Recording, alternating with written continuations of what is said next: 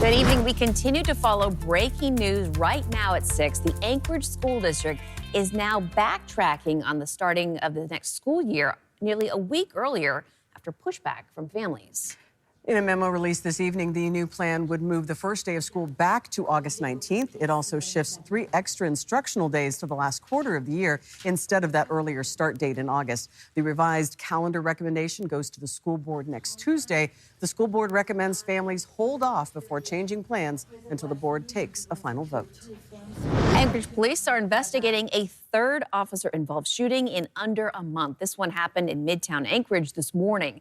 And police say an encounter involving a stolen vehicle led to that gunfire. Investigative reporter Johnson Kuhn was at APD headquarters for this morning's press conference. He joins us with the latest from investigators. That's right, Rebecca, Tracy. Police say they were tracking down that stolen car when one suspect took off running and shot toward police.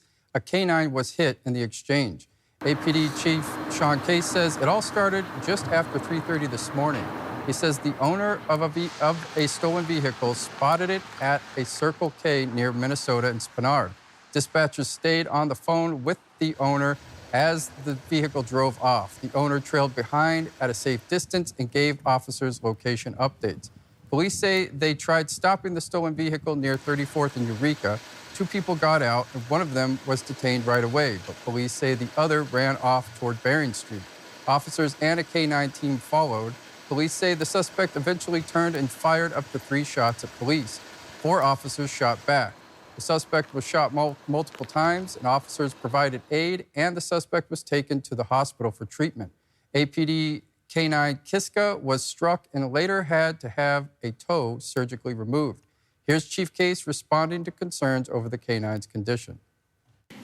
What we're told is non-life-threatening and the dog will recover. Will the dog continue in service? There's a few different questions that we have to answer before we can determine whether or not the dog will be back in service. And police say this is still early information in an active investigation. They plan to share more details at another briefing in about a week. Tracy, Rebecca. And developing now, the only LGBTQ nonprofit health clinic in Alaska is closing. Identity Incorporated, Inc. says that in the last few days of in-person appointments will be this Friday. Now, that last day for telehealth appointments, May 1st. Final operations will be May 15th. The facility's services include LGBTQ affirmation and primary care. It also provided STD testing and help with behavioral health. Identity says Medicaid payment delays, the need to vacate the building, and billing concerns for past services were all factors in that decision. The current political climate was also cited. A fundraiser is being planned to make sure that patients and staff are supported during the transition. As the seasons change, dozens of bird species are heading north to Fairbanks. A group of volunteers is working to make them feel welcome by planting barley seed at Kramer's Field Migratory Waterfowl Refuge. They're hoping these birds stay a bit longer and away from Fairbanks International Airport for safety reasons. The airport cleared snow from Kramer's Field last week, followed by Kiwanis clubs doing their part to help out as volunteers prepare for more birds. Some species like snow buntings, Canada geese, and mallards have already arrived. Chief Meteorologist Melissa Fry is here now tracking the snow and the rain. Hey, Melissa, how are things looking for those birds as they move in and those newly planted seeds? I don't know. They might get to Alaska and just turn around and go, wait, we left for winter, right? Where is spring? Is it coming? We do still have a lot of snow on the ground, and we are going to see some new snow at least falling over the next week. Here's a live look at current conditions outside across the state, and it's chilly. Temperatures actually dropping as this front moved through today, and that precipitation came down. 34 degrees in Anchorage with fresh snow on those treetops in Mount Baldy. 34 in Palmer, 38 in Fairbanks under cloudy skies tonight. Juneau, the warm spot at 46, staying dry for the moment in Southeast. We have a few lingering showers here tonight in and around South Central, but already that next storm system developing in the Bering Sea, and that is going to be our next weather maker. We're going to see those showers showing up on the Kenai Peninsula tomorrow. That's where we'll see the heaviest rain rain-snow mix. We'll see this across Prince William Sound and eventually sliding into southeast as well. As for Anchorage and the Valley, I do expect us to start out mostly dry, but as we move into the afternoon and evening hours, we will see increasing chances for that rain-snow mix to move into the area. Now, as we head into early Friday morning and those showers continue and temperatures drop below freezing, that is when we could see some light snow, even briefly sticking and accumulating in Anchorage and the Valley. But you know how it works this time of year with temperatures warming into the afternoon, doesn't stick around for long, and we will see some rain mixing in. So high temperature in Anchorage tomorrow, 41, 40 in Fairbanks with light snow rain mixed showers off and on. Do you know you'll begin to see those mixed showers moving through southeast as well, with highs in the mid 40s. Bethel, this will be mostly light snow for you there tomorrow with high temperatures back into the low 30s. This is not the only storm moving in this week. I'll have more details on that extended forecast in a few minutes. Thank you, Melissa. Well, of course, it's that time of year when the bears begin waking up in South Central. Very cool, but you got to be prepared. Lauren Maxwell has more on why Fish and Game says it's important to get ready. You may not have seen a bear this spring. He looks like a pretty healthy bear. Oh, he was a beautiful bear. But David Watchgold has. I think a lot of things are awake. Earlier this week, Watchgold was sitting on a bench on this Turnagain Arm Trail when he looked up to see a black bear not 20 feet away.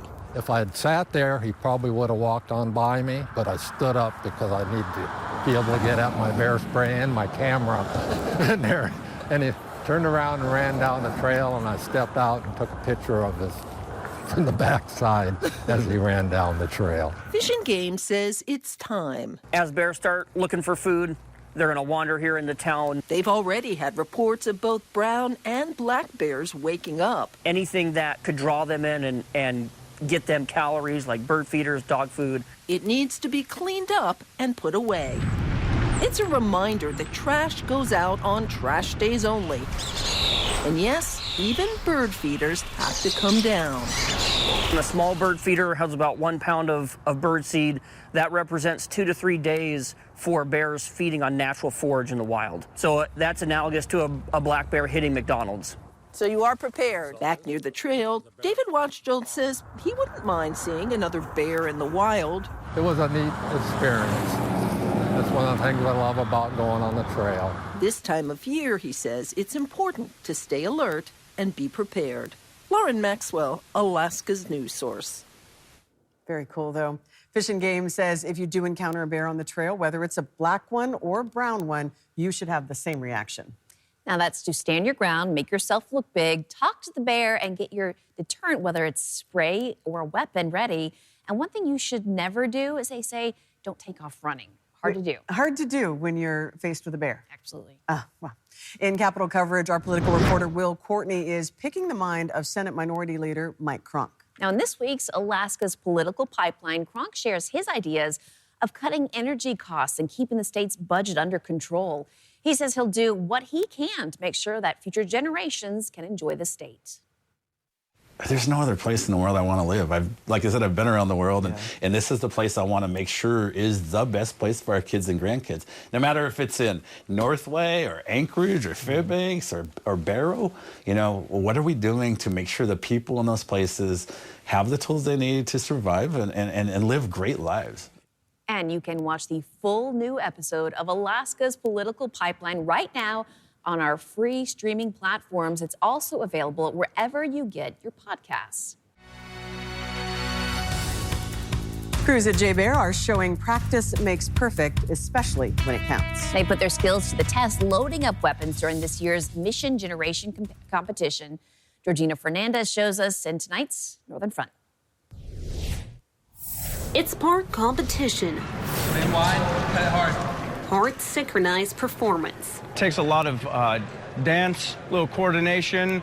Every movement intentional and well planned out. And so what you'll see is each weapons load crew kind of has their own flow.